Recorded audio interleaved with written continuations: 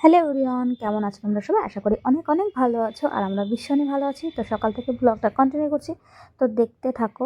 তো সকালবেলায় চলে এসেছিলাম পুজো দিতে। তো আগে ঠাকুরকে পুজো দিয়ে নিলাম, স্নান ধ্যান সব কাজ করে। তারপর আজকে একটু সারিয়ে পড়েছিলাম। এখন ওই ঘরটা আটকে দেবো আর কি। পুজো টুজো দিয়ে হয়ে গেছে, এখন চলে আসবো আমার কাজে। কারণ হচ্ছে অনেক কাজ পড়ে আছে, যেহেতু আজকে রান্না বান্না করা হয়নি, এখন রান্না বান্না করবো। তো চলে এসেছে এখন রান্নাঘরে। তো কি কি রান্না করব চলো তোমাদের সঙ্গে শেয়ার করছি। তো এখানে দেখতে পাচ্ছ বাঁধাকপি ভাজা করব মটরশুঁটি দিয়ে আর আলু দিয়ে, আর এখানে হচ্ছে কুমড়ো ভাজা করব।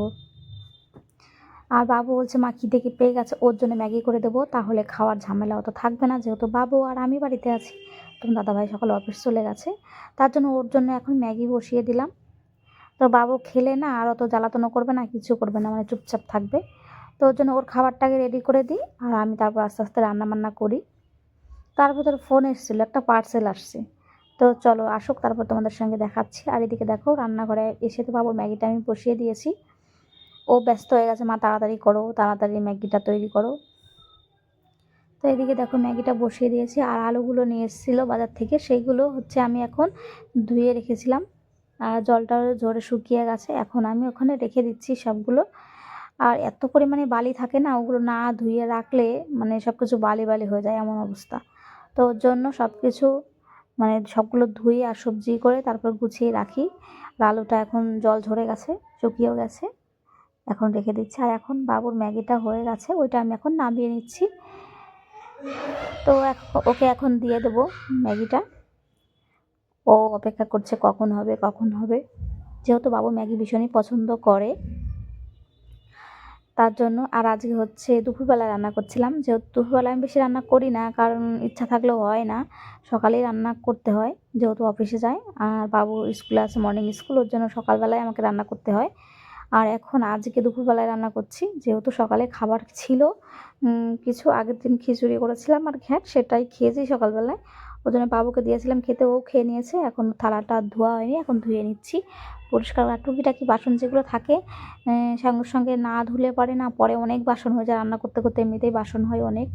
ওর জন্য রান্নার যেই একটু ফাঁক পাই, সেই ফাঁকে ফাঁকে বাসন দুই একটা করে ধুয়ে রাখি মেঝেতে। আর হচ্ছে এখন চাল দেবো, ভাত যেহেতু গরম বসিয়ে দিয়েছি, জলটা ভাতটাও দিয়ে দেবো, মানে চালটা ধুয়ে দেবো আর কি। তো অনেক দিন বাড়িতে যাই না, সামনে অনেক কিছু আছে, মেলা টেলা হচ্ছে, তবুও যেতে পারছি না। আবার দেখি সরস্বতী পুজো, তখন হয়তো যাব বাড়িতে। তো অনেক দিন ধরে বাড়িতে যাই না, যাওয়ার ভীষণ ইচ্ছা হচ্ছিলো, কিন্তু কি করবো, তো দাদাভাই ছুটি নেই, ছুটি ক্যান্সেল হয়ে যাচ্ছে যখনই ছুটি নিচ্ছে অফিসে। তো এদিকে দেখো চালটা ধুয়ে আমি দিয়ে দিচ্ছি, যেহেতু আমরা এই একবারই রান্না করব, আর রাত পর্যন্ত মানে এই রান্নাই হয়ে যাবে আর কি। তো দুপুরবেলায় খেলে আর মনে হবে না যে রাতে খাই, তো আর রাতে অল্প কিছু খেলে হয়ে যাবে। তো সেইভাবে এই ভাতেই হয়ে যাবে আমাদের রান্না। তারপর চলে এসেছিলো পার্সেল, তো দাদাভাইটা ফোন করলো, তারপর গিয়ে দেখি পার্সেল এসে গেছে। আর আমি একটা ফ্লিপকার্টে অর্ডার করেছিলাম, চলো একটা সেলাই মেশিন।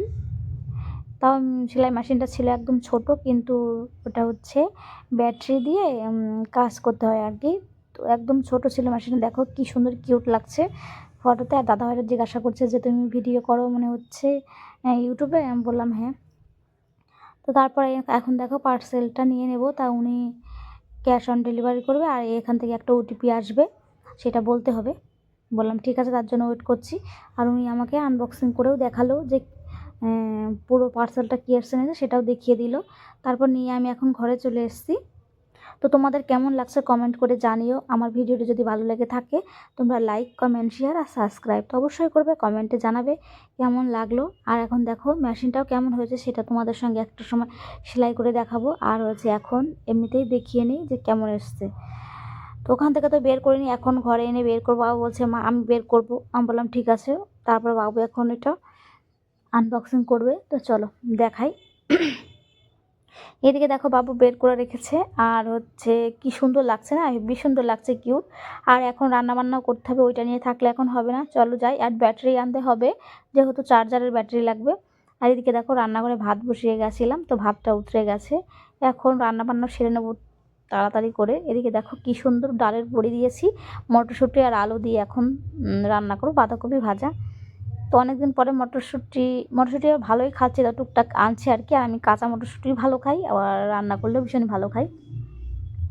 তো ওর জন্য যা আনে পরিমাণ মতন বেশিরভাগই খাওয়া যায়। আর দেখো বাঁধাকপিগুলো একদম ঝিরিঝিরি করে কেটে নিয়েছি, ছোট ছোট করে একদম ঝিরিঝিরি করে।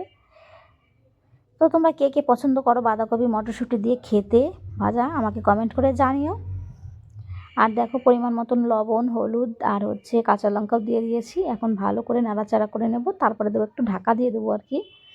তো একটু সময় ঢাকা হলে এটা মজে গেলেই জলটা শুকিয়ে নেব। আর ওখানে দেখো কুমড়ো ভাজাটা বসিয়ে দিয়েছি সাইডে, তাহলে আমার তাড়াতাড়ি রান্নাবান্না হয়ে যাবে।